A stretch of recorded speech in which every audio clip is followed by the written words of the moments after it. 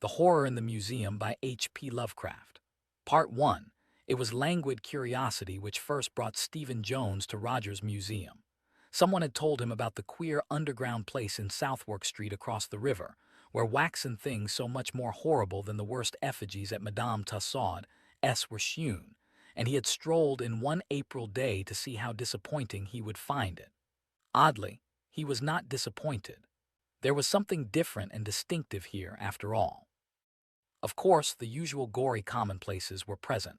Landru, Dr. Crippen, Madame Demers, Rizzio, Lady Jane Grey, endless maimed victims of war and revolution, and monsters like Gilles de Rais and Marquis de Sade. But there were other things which had made him breathe faster and stay till the ringing of the closing bell. The man who had fashioned this collection could be no ordinary mountebank. There was imagination, even a kind of diseased genius, in some of this stuff. Later he had learned about George Rogers. The man had been on the Tussaud staff, but some trouble had developed which led to his discharge. There were aspersions on his sanity and tales of his crazy forms of secret worship, though latterly his success with his own basement museum had dulled the edge of some criticisms while sharpening the insidious point of others. Teratology and the iconography of nightmare were his hobbies, and even he had had the prudence to screen off some of his worst effigies in a special alcove for adults only. It was this alcove which had fascinated Jones so much. There were lumpish hybrid things which only fantasy could spawn, molded with devilish skill, and colored in a horribly lifelike fashion. Some were the figures of well-known myth, gorgons, chimeras, dragons, cyclops, and all their shuddersome congeners. Others were drawn from darker and more furtively whispered cycles of subterranean legend: black, formless Tsathoggua, many-tentacled Cthulhu, proboscidean Chognarphon, and other rumored blasphemies from forbidden books like the Necronomicon, the Book of Iben, or the Unaussprechlichen Kulten of von Junst. But the worst were wholly original with Rogers, and represented shapes which no tale of antiquity had ever dared to suggest. Several were hideous parodies on forms of organic life we know, while others seemed taken from feverish dreams of other planets and other galaxies. The wilder paintings of Clark Ashton Smith might suggest a few, but nothing could suggest the effect of poignant, loathsome terror created by their great size and fiendishly cunning workmanship, and by the diabolically clever lighting conditions under which they were exhibited. Stephen Jones, as a leisurely connoisseur of the bizarre in art, had sought out Rogers himself in the dingy office and workroom behind the vaulted museum chamber, an evil-looking crypt lighted dimly by dusty windows set slit-like and horizontal in the brick wall on a level with the ancient cobblestones of a hidden courtyard. It was here that the images were repaired, here, too, where some of them had been made. Waxen arms, legs, heads, and torsos lay in grotesque array on various benches, while on high tiers of shelves matted wigs, ravenous-looking teeth, and glassy, staring eyes were indiscriminately scattered.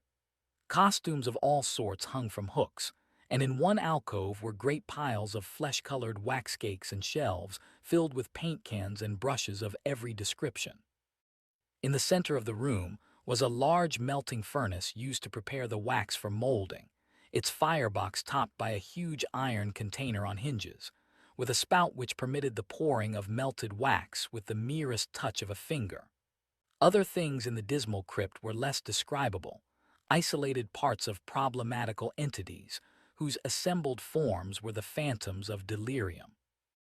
At one end was a door of heavy plank, fastened by an unusually large padlock, and with a very peculiar symbol painted over it. Jones, who had once had access to the dreaded Necronomicon, shivered involuntarily as he recognized that symbol. This showman, he reflected, must indeed be a person of disconcertingly wide scholarship in dark and dubious fields, nor did the conversation of Rogers disappoint him. The man was tall, lean, and rather unkempt, with large black eyes which gazed combustively from a pallid and usually stubble-covered face. He did not resent Jones's intrusion, but seemed to welcome the chance of unburdening himself to an interested person.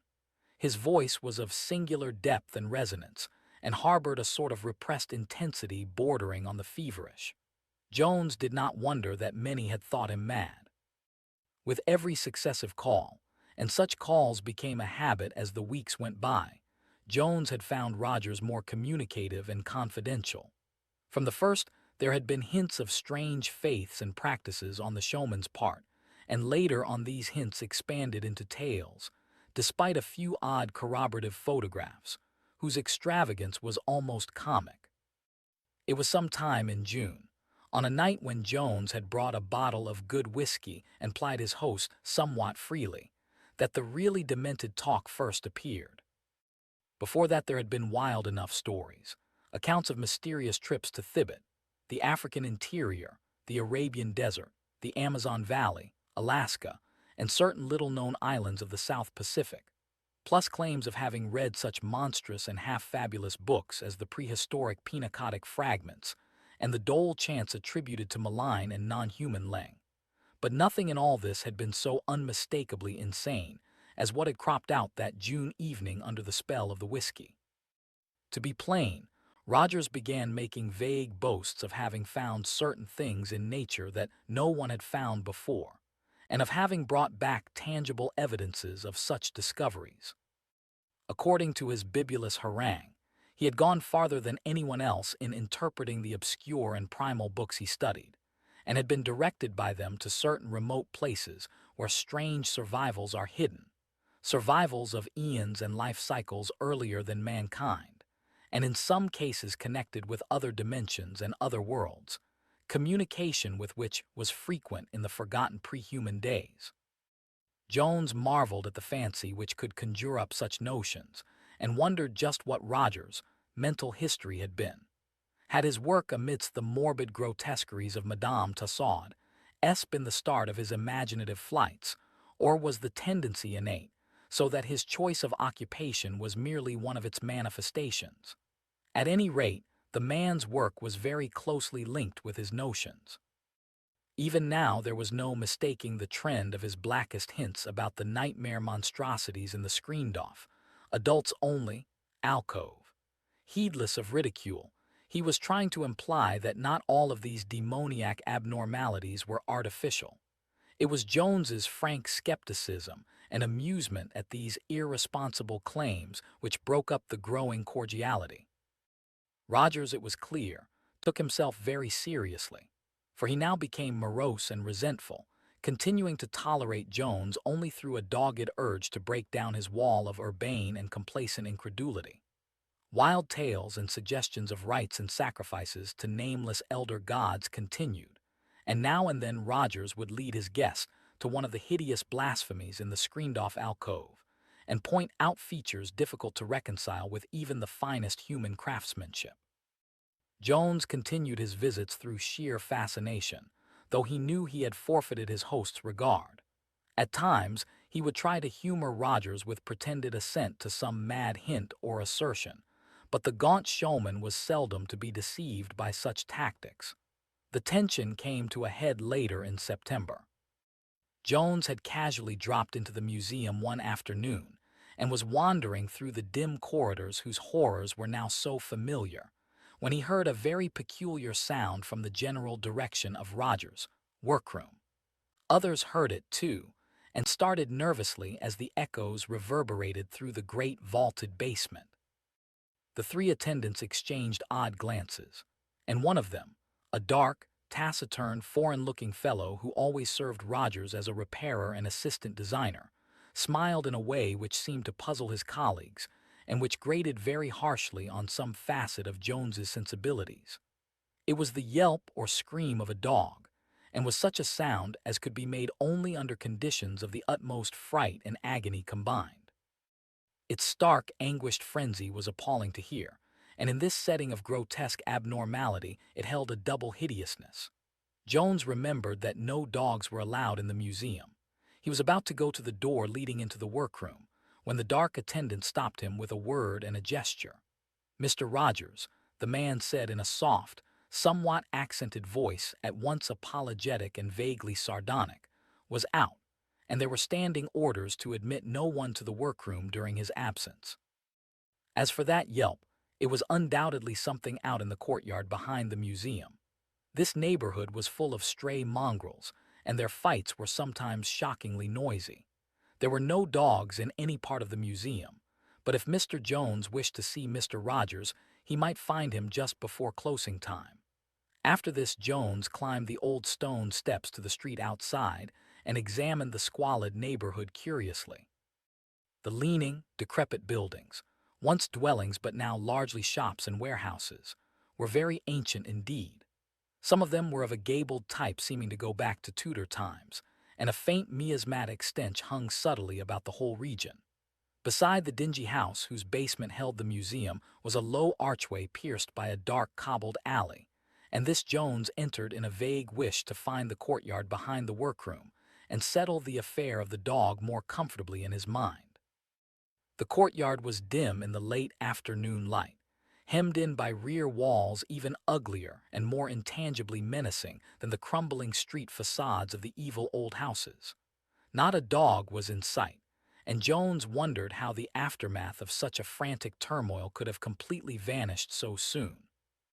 Despite the assistant's statement that no dog had been in the museum, Jones glanced nervously at the three small windows of the basement workroom, narrow, horizontal rectangles close to the grass-grown pavement, with grimy panes that stared repulsively and incuriously like the eyes of dead fish. To their left, a worn flight of steps led to an opaque and heavily bolted door.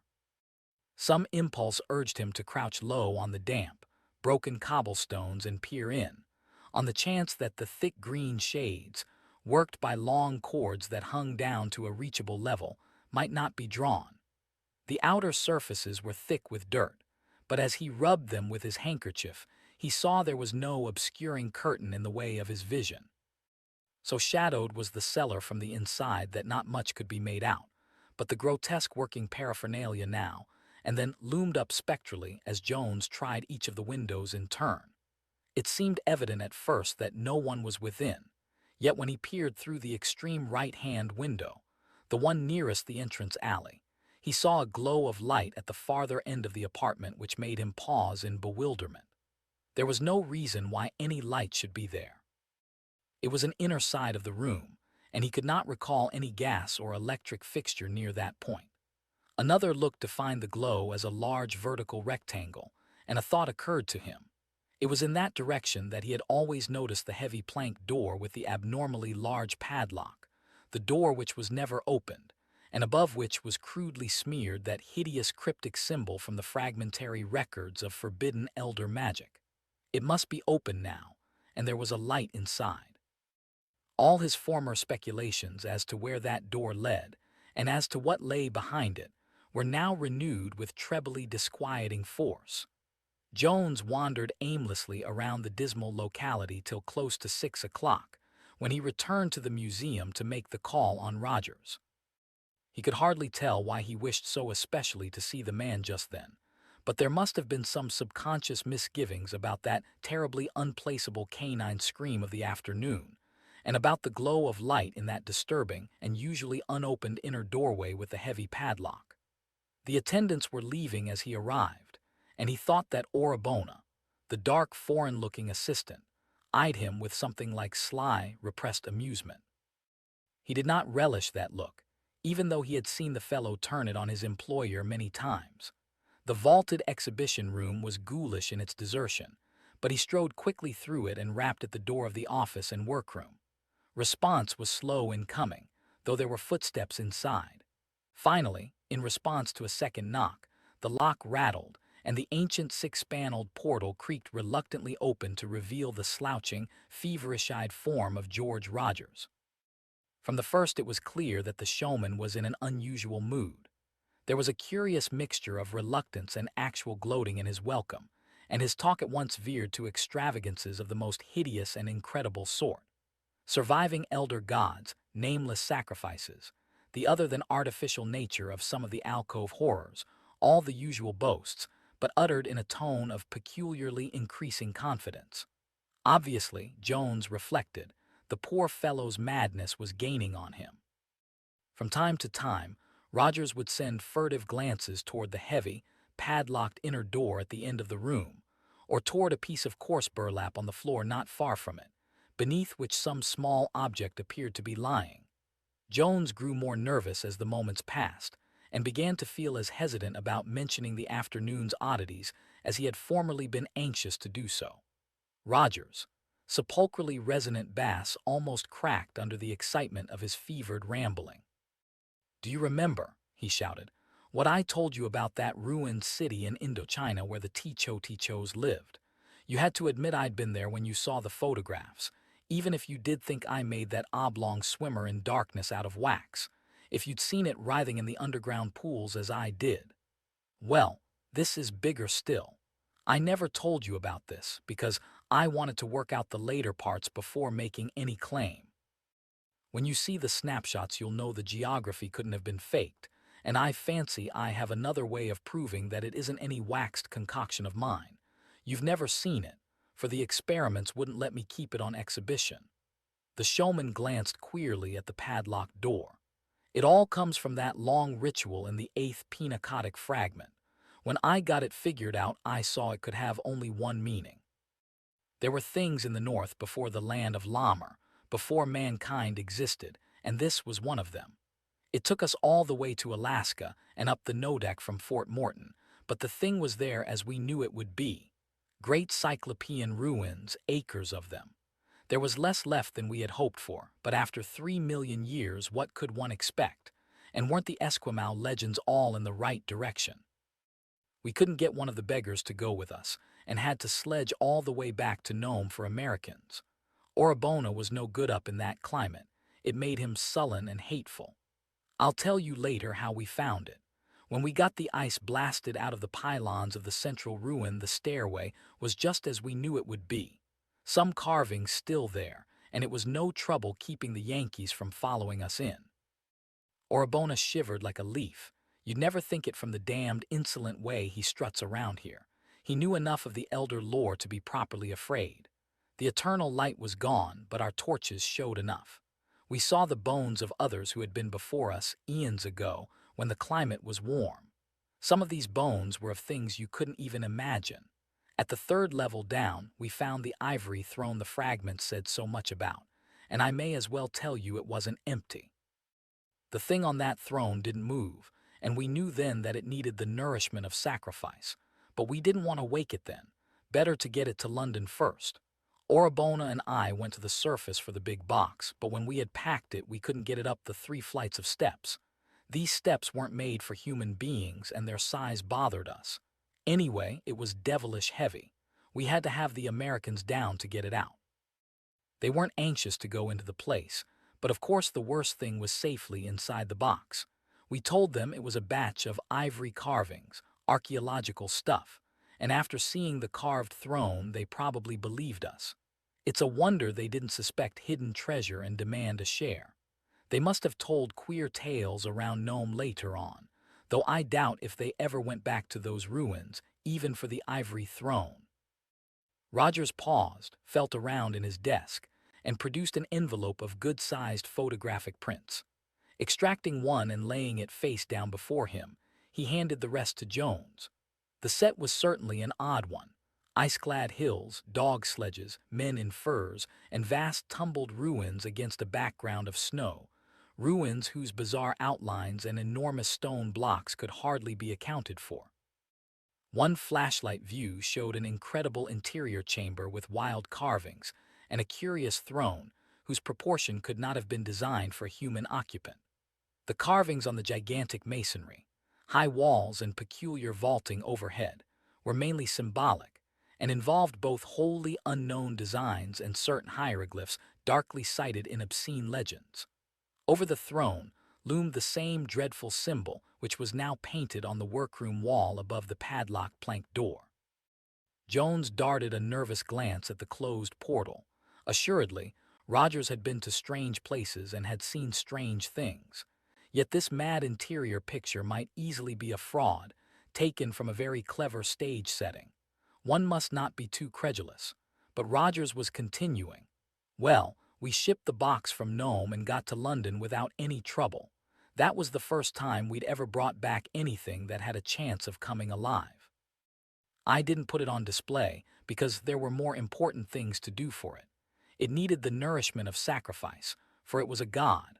Of course, I couldn't get it the sort of sacrifices which it used to have in its day, for such things don't exist now.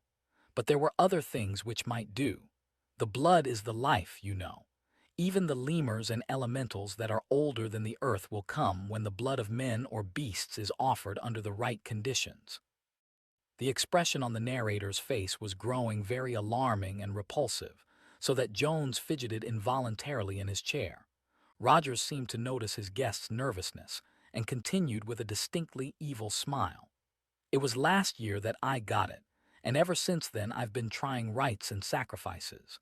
Orabona hasn't been much help, for he was always against the idea of waking it. He hates it, probably because he's afraid of what it will come to mean. He carries a pistol all the time to protect himself, fool, as if there were human protection against it. If I ever see him draw that pistol, I'll strangle him. He wanted me to kill it and make an effigy of it. But I've stuck by my plans, and I'm coming out on top in spite of all the cowards like Orabona and damned sniggering skeptics like you, Jones. I've chanted the rites and made certain sacrifices, and last week the transition came. The sacrifice was received and enjoyed. Rogers actually licked his lips, while Jones held himself uneasily rigid. The showman paused and rose, crossing the room to the piece of burlap at which he had glanced so often. Bending down, he took hold of one corner as he spoke again. "You've laughed enough at my work. Now it's time for you to get some facts. Orabona tells me you heard a dog screaming around here this afternoon. Do you know what that meant?" Jones started. For all his curiosity, he would have been glad to get out without further light on the point which had so puzzled him. But Rogers was inexorable, and began to lift the square of burlap. Beneath it lay a crushed, almost shapeless mass which Jones was slow to classify. Was it a once living thing which some agency had flattened, sucked dry of blood, punctured in 1,000 places, and wrung into a limp, broken-boned heap of grotesqueness? After a moment Jones realized what it must be. It was what was left of a dog, perhaps of considerable size and whitish color. Its breed was past recognition, for distortion had come in nameless and hideous ways. Most of the hair was burned off as by some pungent acid, and the exposed, bloodless skin was riddled by innumerable circular wounds or incisions. The form of torture necessary to cause such results was past imagining. Electrified with a pure loathing which conquered his mounting disgust, Jones sprang up with a cry. "You damned sadist, you madman, you do a thing like this and dare to speak to a decent man." Rogers dropped the burlap with a malignant sneer and faced his oncoming guest. His words held an unnatural calm. "Why, you fool, do you think I did this? Let us admit that the results are unbeautiful from our limited human standpoint. What of it? It is not human and does not pretend to be. To sacrifice is merely to offer. I gave the dog to it. What happened is its work, not mine.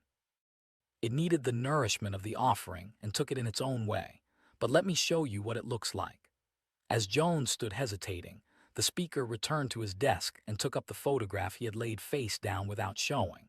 Now he extended it with a curious look. Jones took it and glanced at it in an almost mechanical way. After a moment, the visitor's glance became sharper and more absorbed, for the utterly satanic force of the object depicted had an almost hypnotic effect. Certainly, Rogers had outdone himself in modeling the eldritch nightmare which the camera had caught. The thing was a work of sheer, infernal genius, and Jones wondered how the public would react when it was placed on exhibition. So hideous a thing had no right to exist. Probably the mere contemplation of it, after it was done, had completed the unhinging of its maker's mind, and led him to worship it with brutal sacrifices. Only a stout sanity could resist the insidious suggestion that the blasphemy was, or had once been, some morbid and exotic form of actual life. The thing in the picture squatted or was balanced on what appeared to be a clever reproduction of the monstrously carved throne in the other curious photograph. To describe it with any ordinary vocabulary would be impossible, for nothing even roughly corresponding to it has ever come within the imagination of sane mankind. It represented something meant perhaps to be roughly connected with the vertebrates of this planet, though one could not be too sure of that. Its bulk was cyclopean, for even squatted it towered to almost twice the height of Orabona, who was hewn beside it. Looking sharply, one might trace its approximations toward the bodily features of the higher vertebrates. There was an almost globular torso, with 6 long, sinuous limbs terminating in crab-like claws. From the upper end, a subsidiary globe bulged forward bubble-like. Its triangle of 3 staring, fishy eyes, its foot-long and evidently flexible proboscis, and a distended lateral system analogous to gills, suggesting that it was a head. Most of the body was covered with what at first appeared to be fur, but which on closer examination proved to be a dense growth of dark, slender tentacles or sucking filaments, each tipped with a mouth suggesting the head of an asp. On the head and below the proboscis, the tentacles tended to be longer and thicker, and marked with spiral stripes, suggesting the traditional serpent locks of Medusa. To say that such a thing could have an expression seems paradoxical, yet Jones felt that that triangle of bulging fish eyes and that obliquely poised proboscis all bespoke a blend of hate, greed, and sheer cruelty incomprehensible to mankind, because mixed with other emotions not of the world or this solar system. Into this bestial abnormality, he reflected, Rogers must have poured at once all his malignant insanity and all his uncanny sculptural genius. The thing was incredible, and yet the photograph proved that it existed. Rogers interrupted his reveries. Well, what do you think of it? Now do you wonder what crushed the dog and sucked it dry with a million mouths? It needed nourishment, and it will need more. It is a god, and I am the first priest of its latter-day hierarchy. Ea, Shub-Niggurath. The goat with 1,000 young. Jones lowered the photograph in disgust and pity. See here, Rogers, this won't do. There are limits, you know. It's a great piece of work and all that, but it isn't good for you. Better not see it anymore. Let Orabona break it up and try to forget about it. And let me tear this beastly picture up, too. With a snarl, Rogers snatched the photograph and returned it to the desk. Idiot, you, and you still think it's all a fraud. You still think I made it, and you still think my figures are nothing but lifeless wax. Why, damn you, you're a worse clod than a wax image yourself. But I've got proof this time, and you're going to know. Not just now, for it is resting after the sacrifice, but later. Oh yes, you will not doubt the power of it then. As Rogers glanced toward the padlocked inner door, Jones retrieved his hat and stick from a nearby bench. Very well, Rogers, let it be later. I must be going now, but I'll call around tomorrow afternoon. Think my advice over and see if it doesn't sound sensible. Ask Orabona what he thinks, too. Rogers actually bared his teeth in wild beast fashion. Must be going now, eh? Afraid, after all. Afraid for all your bold talk. You say the effigies are only wax, and yet you run away when I begin to prove that they are. You're like the fellows who take my standing bet that they daren't spend the night in the museum. They come boldly enough, but after an hour they shriek and hammer to get out. Want me to ask Orabona, eh? You two always against me. You want to break down the coming earthly reign of it. Jones preserved his calm. No, Rogers, there's nobody against you. And I'm not afraid of your figures either, much as I admire your skill. But we're both a bit nervous tonight, and I fancy some rest will do us good. Again Rogers checked his guest's departure. Not afraid, eh? Then why are you so anxious to go? Look here, do you or don't you dare to stay alone here in the dark? What's your hurry if you don't believe in it? Some new idea seemed to have struck Rogers, and Jones eyed him closely. Why, I've no special hurry, but what would be gained by my staying here alone? What would it prove? My only objection is that it isn't very comfortable for sleeping.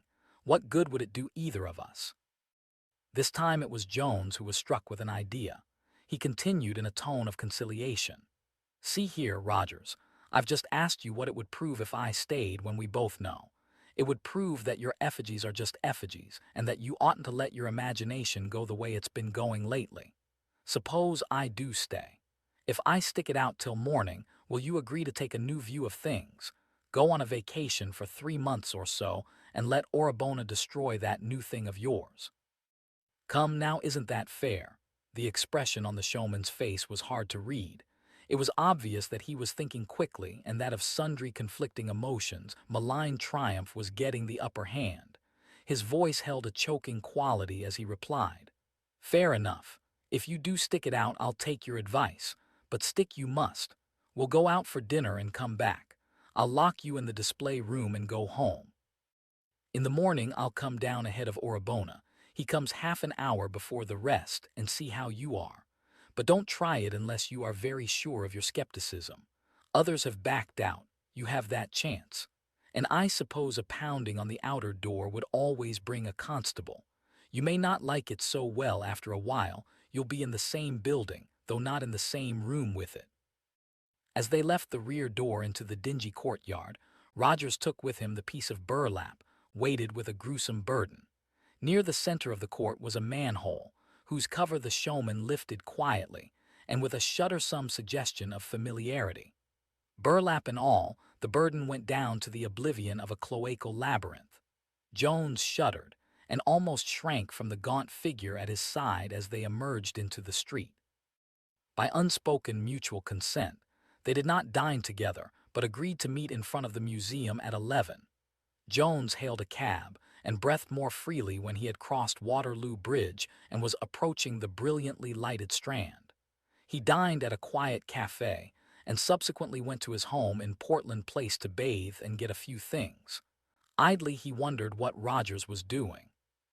He had heard that the man had a vast, dismal house in the Walworth Road, full of obscure and forbidden books, occult paraphernalia, and wax images which he did not choose to place on exhibition. Orabona, he understood, lived in separate quarters in the same house. At 11, Jones found Rogers waiting by the basement door in Southwark Street. Their words were few, but each seemed taut with a menacing tension. They agreed that the vaulted exhibition room alone should form the scene of the vigil, and Rogers did not insist that the watcher sit in the special adult alcove of supreme horrors. The showman, having extinguished all the lights with switches in the workroom, locked the door of that crypt with one of the keys on his crowded ring. Without shaking hands, he passed out the street door, locked it after him, and stamped up the worn steps to the sidewalk outside. As his tread receded, Jones realized that the long, tedious vigil had commenced. Part 2. Later, in the utter blackness of the great arched cellar, Jones cursed the childish naivete which had brought him there. For the first half hour he had kept flashing on his pocket light at intervals, but now just sitting in the dark on one of the visitors' benches had become a more nerve-wracking thing. Every time the beam shot out, it lighted up some morbid, grotesque object. A guillotine, a nameless hybrid monster, a pasty-bearded face crafty with evil, a body with red torrents streaming from a severed throat. Jones knew that no sinister reality was attached to these things, but after that first half hour he preferred not to see them. Why he had bothered to humor that madman he could scarcely imagine. It would have been much simpler merely to have let him alone, or to have called in a mental specialist. Probably, he reflected, it was the fellow feeling of one artist for another. There was so much genius in Rogers that he deserved every possible chance to be helped quietly out of his growing mania. Any man who could imagine and construct the incredibly lifelike things that he had produced was surely not far from actual greatness. He had the fancy of a Syme or a Doré joined to the minute, scientific craftsmanship of a Blatchka. Indeed, he had done for the world of nightmare what the Blatchkas, with their marvelously accurate plant models of finely wrought and colored glass, had done for the world of botany. At midnight, the strokes of a distant clock filtered through the darkness, and Jones felt cheered by the message from a still surviving outside world. The vaulted museum chamber was like a tomb, ghastly in its utter solitude. Even a mouse would be cheering company, yet Rogers had once boasted that, for certain reasons, as he said, no mice or even insects ever came near the place. That was very curious, yet it seemed to be true. The deadness and silence were virtually complete. If only something would make a sound. He shuffled his feet, and the echoes came spectrally out of the absolute stillness. He coughed, but there was something mocking in the staccato reverberations. He could not, he vowed, begin talking to himself. That meant nervous disintegration. Time seemed to pass with abnormal and disconcerting slowness. He could have sworn that hours had elapsed since he last flashed the light on his watch, yet here was only the stroke of midnight. He wished that his senses were not so preternaturally keen. Something in the darkness and stillness seemed to have sharpened them, so that they responded to faint intimations hardly strong enough to be called true impressions. His ears seemed at times to catch a faint, elusive susurrus which could not quite be identified with the nocturnal hum of the squalid streets outside, and he thought of vague, irrelevant things like the music of the spheres and the unknown, inaccessible life of alien dimensions pressing on our own. Rogers often speculated about such things. The floating specks of light in his blackness-drowned eyes seemed inclined to take on curious symmetries of pattern and motion. He had often wondered about those strange rays from the unplumbed abyss which scintillate before us in the absence of all earthly illumination, but he had never known any that behaved just as these were behaving. They lacked the restful aimlessness of ordinary light specks, suggesting some will and purpose remote from any terrestrial conception. Then there was that suggestion of odd stirrings. Nothing was open, yet in spite of the general draftlessness Jones felt that the air was not uniformly quiet. There were intangible variations in pressure, not quite decided enough to suggest the loathsome poings of unseen elementals. It was abnormally chilly, too. He did not like any of this.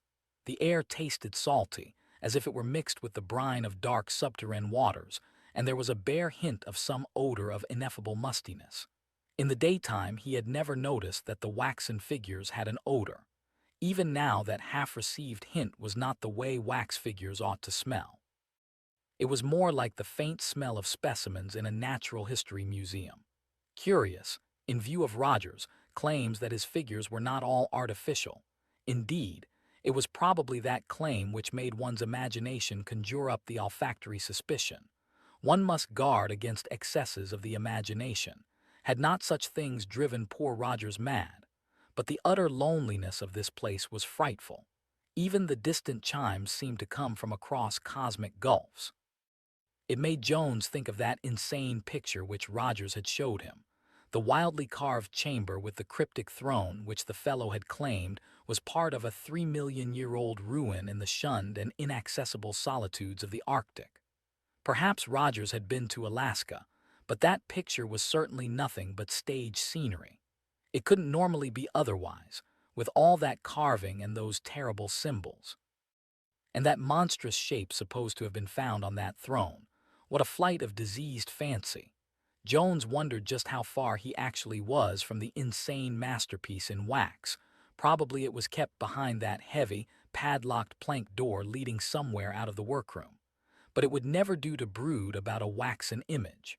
Was not the present room full of such things, some of them scarcely less horrible than the dreadful It?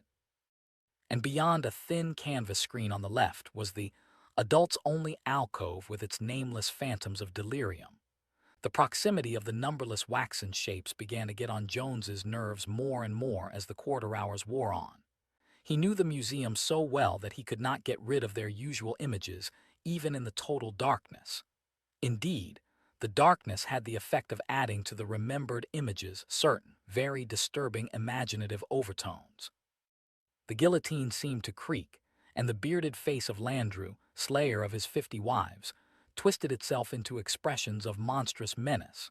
From the severed throat of Madame Demers, a hideous bubbling sound seemed to emanate, while the headless, legless victim of a trunk murder tried to edge closer and closer on its gory stumps. Jones began shutting his eyes to see if that would dim the images, but found it was useless. Besides, when he shut his eyes, the strange, purposeful patterns of light specks became more disturbingly pronounced. Then suddenly, he began trying to keep the hideous images he had formerly been trying to banish.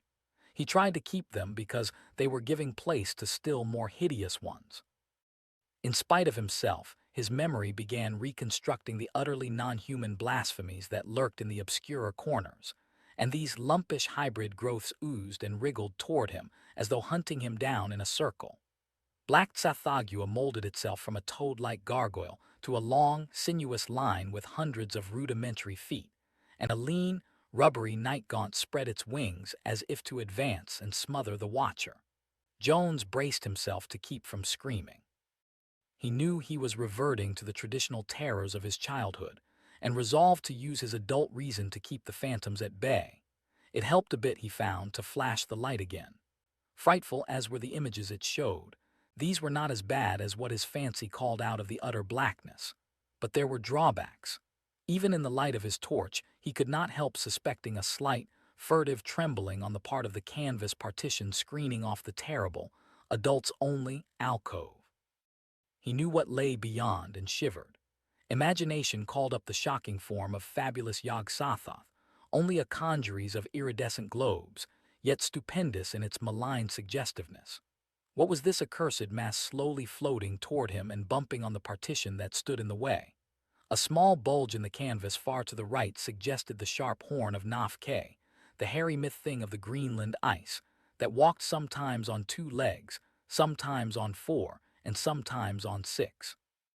To get this stuff out of his head, Jones walked boldly toward the hellish alcove with torch burning steadily. Of course, none of his fears was true. Yet were not the long, facial tentacles of great Cthulhu actually swaying, slowly and insidiously? He knew they were flexible, but he had not realized that the draft caused by his advance was enough to set them in motion. Returning to his former seat outside the alcove, he shut his eyes and let the symmetrical light specks do their worst. The distant clock boomed a single stroke. Could it be only 1? He flashed the light on his watch and saw that it was precisely that hour. It would be hard indeed waiting for morning. Rogers would be down at about 8 o'clock, ahead of even Orabona. It would be light outside in the main basement long before that, but none of it could penetrate here. All the windows in this basement had been bricked up but the 3 small ones facing the court. A pretty bad wait, all told. His ears were getting most of the hallucinations now, for he could swear he heard stealthy, plodding footsteps in the workroom beyond the closed and locked door. He had no business thinking of that unexhibited horror which Rogers called it. The thing was a contamination. It had driven its maker mad, and now even its picture was calling up imaginative terrors. It could not be in the workroom. It was very obviously beyond that padlocked door of heavy planking. Those steps were certainly pure imagination. Then he thought he heard the key turn in the workroom door. Flashing on his torch, he saw nothing but the ancient 6-paneled portal in its proper position. Again he tried darkness and closed eyes, but there followed a harrowing illusion of creaking, not the guillotine this time, but the slow, furtive opening of the workroom door. He would not scream. Once he screamed, he would be lost. There was a sort of padding or shuffling audible now, and it was slowly advancing toward him. He must retain command of himself. Had he not done so when the nameless brain shapes tried to close in on him? The shuffling crept nearer and his resolution failed. He did not scream but merely gulped out a challenge. "Who goes there? Who are you? What do you want?" There was no answer, but the shuffling kept on. Jones did not know which he feared most to do, turn on his flashlight or stay in the dark while the thing crept upon him. This thing was different, he felt profoundly, from the other terrors of the evening. His fingers and throat worked spasmodically. Silence was impossible, and the suspense of utter blackness was beginning to be the most intolerable of all conditions. Again he cried out hysterically, "Halt! Who goes there?" as he switched on the revealing beams of his torch. Then, paralyzed by what he saw, he dropped the flashlight and screamed, not once but many times. Shuffling toward him in the darkness was the gigantic, blasphemous form of a black thing, not wholly ape and not wholly insect. Its hide hung loosely upon its frame, and its rugose, dead-eyed rudiment of a head swayed drunkenly from side to side. Its 4 paws were extended, with talons spread wide, and its whole body was taut with murderous malignity despite its utter lack of facial expression. After the screams and the final coming of darkness it leaped, and in a moment had Jones pinned to the floor. There was no struggle, for the watcher had fainted. Jones's fainting spell could not have lasted more than a moment, for the nameless thing was apishly dragging him through the darkness when he began recovering consciousness. What started him fully awake were the sounds which the thing was making, or rather, the voice with which it was making them. That voice was human and it was familiar. Only one living being could be behind the hoarse, feverish accents which were chanting to an unknown horror. "Ia, Ia," it was howling. "I am coming, O Rhan-Tegoth, coming with the nourishment. You have waited long and fed ill, but now you shall have what was promised." That and more, for instead of Orabona it will be one of high degree who had doubted you. You shall crush and drain him with all his doubts and grow strong thereby. And ever after among men he shall be shewn as a monument to your glory. Rhan-Tegoth, infinite and invincible, I am your slave and high priest. You are hungry and I provide. I read the sign and have led you forth. I shall feed you with blood and you shall feed me with power. Ea, Shub-Niggurath, the goat with 1,000 young. In an instant all the terrors of the night dropped from Jones like a discarded cloak. He was again master of his mind, for he knew the very earthly and material peril he had to deal with. This was no monster of fable, but a dangerous madman. It was Rogers, dressed in some nightmare covering of his own insane designing, and about to make a frightful sacrifice to the devil god he had fashioned out of wax. Clearly, he must have entered the workroom from the rear courtyard, donned his disguise, and then advanced to seize his neatly trapped and fear-broken victim. His strength was prodigious, and if he was to be thwarted, one must act quickly. Counting on the madman's confidence in his unconsciousness, he determined to take him by surprise, while his grasp was relatively lax. The feel of a threshold told him he was crossing into the pitch-black workroom. With the strength of mortal fear, Jones made a sudden spring from the half-recumbent posture in which he was being dragged. For an instant, he was free of the astonished maniac's hands, and in another instant, a lucky lunge in the dark had put his own hands at his captor's weirdly concealed throat. Simultaneously, Rogers gripped him again, and without further preliminaries, the two were locked in a desperate struggle of life and death. Jones's athletic training, without doubt, was his sole salvation, for his mad assailant, freed from every inhibition of fair play, decency, or even self-preservation, was an engine of savage destruction as formidable as a wolf or panther. Guttural cries sometimes punctured the hideous tussle in the dark. Blood spurted, clothing ripped, and Jones at last felt the actual throat of the maniac, shorn of its spectral mask. He spoke not a word, but put every ounce of energy into the defense of his life. Rogers kicked, gouged, buted, bit, clawed, and spat, yet found strength to yelp out actual sentences at times. Most of his speech was in a ritualistic jargon full of references to it, or Rhan-Tegoth, and to Jones's overwrought nerves it seemed as if the cries echoed from an infinite distance of demoniac snortings and bayings. Toward the last they were rolling on the floor, overturning benches or striking against the walls and the brick foundations of the central melting furnace. Up to the very end Jones could not be certain of saving himself, but chance finally intervened in his favor. A jab of his knee against Rogers' chest produced a general relaxation, and a moment later he knew he had won.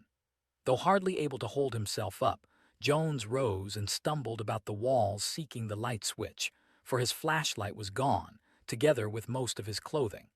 As he lurched along, he dragged his limp opponent with him, fearing a sudden attack when the madman came to. Finding the switch box, he fumbled till he had the right handle. Then, as the wildly disordered workroom burst into sudden radiance, he set about binding Rogers with such cords and belts as he could easily find. The fellow's disguise, or what was left of it, seemed to be made of a puzzlingly queer sort of leather. For some reason it made Jones's flesh crawl to touch it, and there seemed to be an alien, rusty odor about it. In the normal clothes beneath it was Rogers' key ring, and this the exhausted victor seized as his final passport to freedom. The shades at the small, slit-like windows were all securely drawn, and he let them remain so. Washing off the blood of battle at a convenient sink, Jones donned the most ordinary-looking and least ill-fitting clothes he could find on the costume hooks. Testing the door to the courtyard, he found it fastened with a spring lock which did not require a key from the inside. He kept the key ring, however, to admit him on his return with aid, for plainly, the thing to do was to call in an alienist. There was no telephone in the museum, but it would not take long to find an all-night restaurant or chemist's shop where one could be had. He had almost opened the door to go when a torrent of hideous abuse from across the room told him that Rogers, whose visible injuries were confined to a long, deep scratch down the left cheek, had regained consciousness. Fool, spawn of Nath Yiddick and effluvium of Cathun, son of the dogs that howl in the maelstrom of Azathoth. You would have been sacred and immortal, and now you are betraying it and its priest. Beware, for it is hungry. It would have been Orabona, that damned treacherous dog, ready to turn against me in it, but I give you the first honor instead. Now you must both beware, for it is not gentle without its priest. Ea, Ea, vengeance is at hand. Do you know you would have been immortal? Look at the furnace. There is a fire ready to light, and there is wax in the kettle. I would have done with you as I have done with other once-living forms. Hi, you who have vowed all my effigies are waxen would have become a waxen effigy yourself.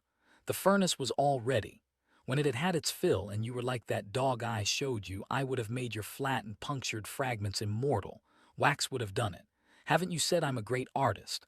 Wax in every pore, wax over every square inch of you. Ea, Ea. And ever after the world would have looked at your mangled carcass and wondered how I ever imagined and made such a thing.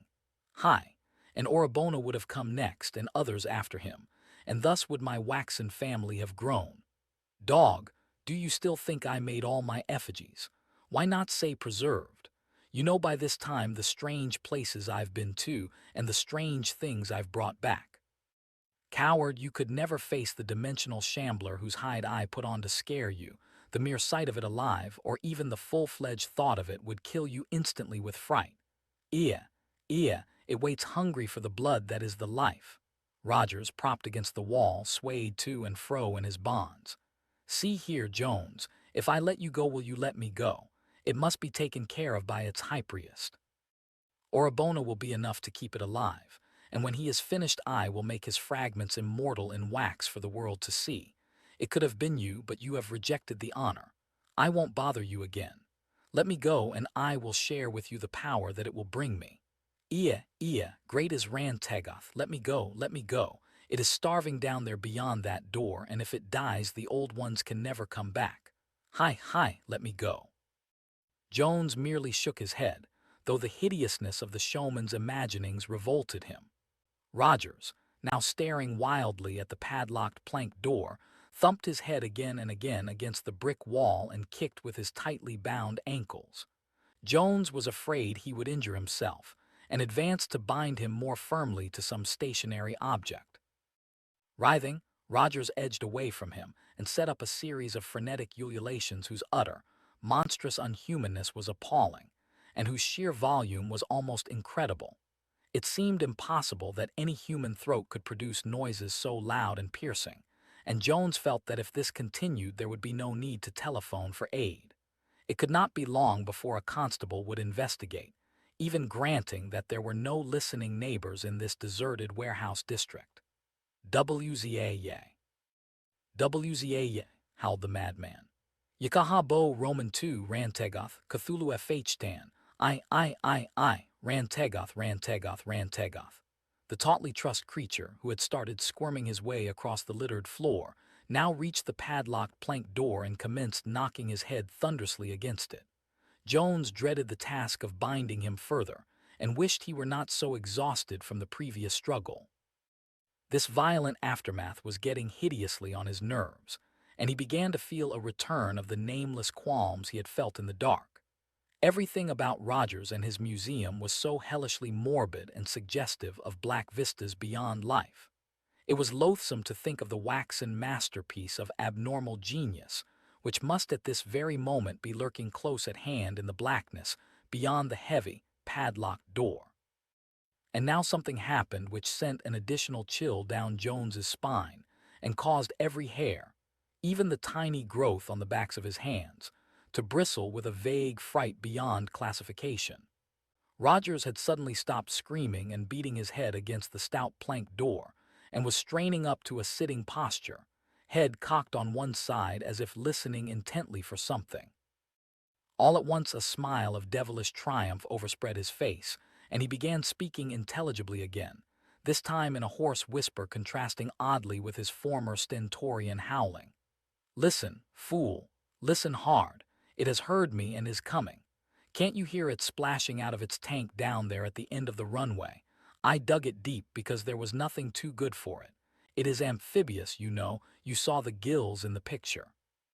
It came to the earth from Lead Grey Yuggoth, where the cities are under the warm, deep sea. It can't stand up in there, too tall, has to sit or crouch.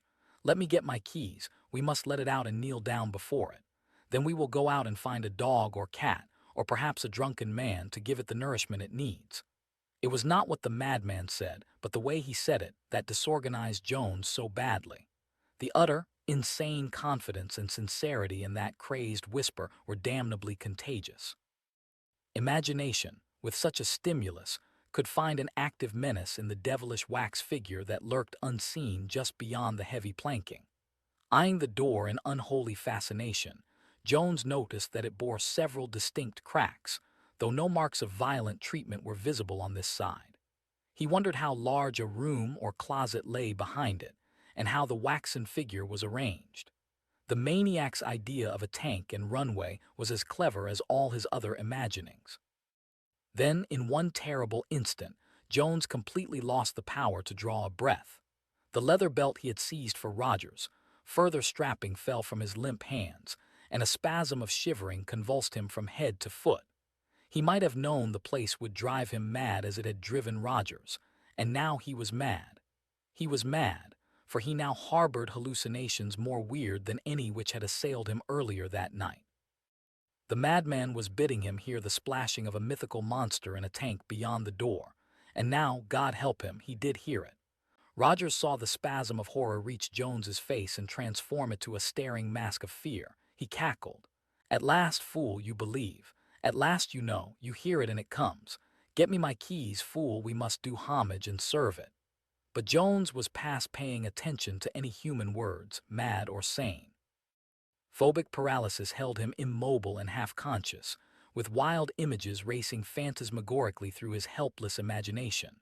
There was a splashing. There was a padding or shuffling, as of great wet paws on a solid surface. Something was approaching. Into his nostrils, from the cracks in that nightmare plank door, poured a noisome animal stench-like, and yet unlike that of the mammal cages at the Zoological Gardens in Regent's Park. He did not know now whether Rogers was talking or not. Everything real had faded away, and he was a statue obsessed with dreams and hallucinations so unnatural that they became almost objective and remote from him. He thought he heard a sniffing or snorting from the unknown gulf beyond the door, and when a sudden baying, trumpeting noise assailed his ears, he could not feel sure that it came from the tightly bound maniac whose image swam uncertainly in his shaken vision. The photograph of that accursed, unseen wax thing persisted in floating through his consciousness. Such a thing had no right to exist, had it not driven him mad. Even as he reflected, a fresh evidence of madness beset him. Something, he thought, was fumbling with the latch of the heavy padlocked door. It was padding and pawing and pushing at the planks. There was a thudding on the stout wood, which grew louder and louder. The stench was horrible, and now the assault on that door from the inside was a malign, determined pounding like the strokes of a battering ram. There was an ominous cracking, a splintering, a welling feeder, a falling plank, a black paw ending in a crab-like claw. "Help, help, God help me. Ah." With intense effort, Jones is today able to recall a sudden bursting of his fear paralysis into the liberation of frenzied automatic flight. What he evidently did must have paralleled curiously the wild, plunging flights of maddest nightmares, for he seems to have leaped across the disordered crypt at almost a single bound, yanked open the outside door, which closed and locked itself after him with a clatter, sprung up the worn stone steps 3 at a time, and raced frantically and aimlessly out of that dank cobblestoned court and through the squalid streets of Southwark. Here the memory ends. Jones does not know how he got home, and there is no evidence of his having hired a cab. Probably he raced all the way by blind instinct, over Waterloo Bridge, along the Strand and Charing Cross, and up Haymarket and Regent Street to his own neighborhood. He still had on the queer melange of museum costumes when he grew conscious enough to call the doctor. A week later, the nerve specialists allowed him to leave his bed and walk in the open air, but he had not told the specialists much. Over his whole experience hung a pall of madness and nightmare, and he felt that silence was the only course. When he was up, he scanned intently all the papers which had accumulated since that hideous night, but found no reference to anything queer at the museum. How much, after all, had been reality? Where did reality end and morbid dream begin? Had his mind gone wholly to pieces in that dark exhibition chamber? And had the whole fight with Rogers been a phantasm of fever? It would help to put him on his feet if he could settle some of these maddening points. He must have seen that damnable photograph of the wax image called it, for no brain but Rogers could ever have conceived such a blasphemy. It was a fortnight before he dared to enter Southwark Street again. He went in the middle of the morning, when there was the greatest amount of sane, wholesome activity around the ancient, crumbling shops and warehouses. The museum sign was still there, and as he approached he saw that the place was open. The gateman nodded in a pleasant recognition as he summoned up the courage to enter, and in the vaulted chamber below an attendant touched his cap cheerfully. Perhaps everything had been a dream. Would he dare to knock at the door of the workroom and look for Rogers? Then Orabona advanced to greet him. His dark, sleek face was a trifle sardonic, but Jones felt that he was not unfriendly. He spoke with a trace of accent. "Good morning, Mr. Jones. It is some time since we have seen you here. Did you wish Mr. Rogers? I'm sorry, but he is away. He had word of business in America and had to go. Yes, it was very sudden. I am in charge now here and at the house. I try to maintain Mr. Rogers' high standard till he is back." The foreigner smiled, perhaps from affability alone. Jones scarcely knew how to reply, but managed to mumble out a few inquiries about the day after his last visit. Orabona seemed greatly amused by the questions and took considerable care in framing his replies. "Oh yes, Mr. Jones, the 28th of last month. I remember it for many reasons. In the morning before Mr. Rogers got here, you understand, I found the workroom in quite a mess. There was a great deal of cleaning up to do. There had been late work, you see. Important new specimen given its secondary baking process. I took complete charge when I came. It was a hard specimen to prepare, but of course Mr. Rogers has taught me a great deal. He is, as you know, a very great artist. When he came, he helped me complete the specimen, helped very materially, I assure you, but he left soon without even greeting the men. As I tell you, he was called away suddenly. There were important chemical reactions involved. They made loud noises. In fact, some teamsters in the court outside fancy they heard several pistol shots. Very amusing idea. As for the new specimen, that matter is very unfortunate. It is a great masterpiece designed and made, you understand, by Mr. Rogers. He will see about it when he gets back." Again, Orabona smiled. "The police, you know, we put it on display a week ago and there were 2 or 3 faintings. One poor fellow had an epileptic fit in front of it. You see, it is a trifle stronger than the rest. Larger for one thing, of course, it was in the adult alcove. The next day a couple of men from Scotland Yard looked it over and said it was too morbid to be shewn. Said we'd have to remove it. It was a tremendous shame, such a masterpiece of art. But I didn't feel justified in appealing to the courts in Mr. Rogers' absence. He would not like so much publicity with the police now. But when he gets back. For some reason or other Jones felt a mounting tide of uneasiness and repulsion. But Orabona was continuing. "You are a connoisseur, Mr. Jones. I am sure I violate no law in offering you a private view. It may be subject, of course, to Mr. Rogers' wishes, that we shall destroy the specimen some day, but that would be a crime." Jones had a powerful impulse to refuse the sight and flee precipitately, but Orabona was leading him forward by the arm with an artist's enthusiasm. The adult alcove, crowded with nameless horrors, held no visitors. In the farther corner a large niche had been curtained off, and to this the smiling assistant advanced. "You must know, Mr. Jones, that the title of this specimen is The Sacrifice to Rhan-Tegoth." Jones started violently, but Orabona appeared not to notice. The shapeless, colossal god is a feature in certain obscure legends which Mr. Rogers has studied. All nonsense, of course, as you've so often assured Mr. Rogers. It is supposed to have come from outer space, and to have lived in the Arctic 3 million years ago. It treated its sacrifices rather peculiarly and horribly, as you shall see. Mr. Rogers had made it fiendishly lifelike, even to the face of the victim. Now trembling violently, Jones clung to the brass railing in front of the curtained niche. He almost reached out to stop Orabona when he saw the curtain beginning to swing aside, but some conflicting impulse held him back. The foreigner smiled triumphantly. "Behold!" Jones reeled in spite of his grip on the railing. "God, great God!" Fully 10 feet high despite a shambling, crouching attitude expressive of infinite cosmic malignancy, a monstrosity of unbelievable horror was hewn starting forward from a cyclopean ivory throne covered with grotesque carvings.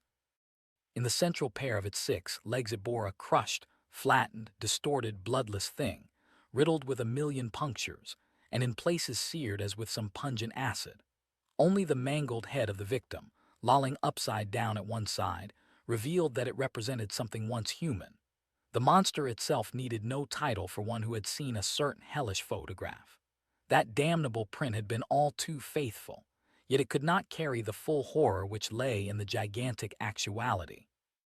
The globular torso, the bubble-like suggestion of a head, the 3 fishy eyes, the foot-long proboscis, the bulging gills, the monstrous capillation of asp-like suckers, the 6 sinuous limbs with their black paws and crab-like claws. God, the familiarity of that black paw ending in a crab-like claw. Orabona's smile was utterly damnable. Jones choked and stared at the hideous exhibit with a mounting fascination which perplexed and disturbed him. What half-revealed horror was holding and forcing him to look longer and search out details. This had driven Rogers mad. Rogers, supreme artist, said they weren't artificial. Then he localized the thing that held him. It was the crushed waxen victim's lolling head and something that it implied. This head was not entirely devoid of a face, and that face was familiar. It was like the mad face of poor Rogers. Jones peered closer, hardly knowing why he was driven to do so. Wasn't it natural for a mad egotist to mold his own features into his masterpiece? Was there anything more that subconscious vision had seized on and suppressed in sheer terror? The wax of the mangled face had been handled with boundless dexterity. Those punctures, how perfectly they reproduced the myriad wounds somehow inflicted on that poor dog. But there was something more. On the left cheek one could trace an irregularity which seemed outside the general scheme, as if the sculptor had sought to cover up a defect of his first modeling. The more Jones looked at it, the more mysteriously it horrified him. And then, suddenly, he remembered a circumstance which brought his horror to a head. That night of hideousness, the tussle, the bound madman, and the long, deep scratch down the left cheek of the actual living Rogers. Jones, releasing his desperate clutch on the railing, sank in a total faint. Orabona continued to smile.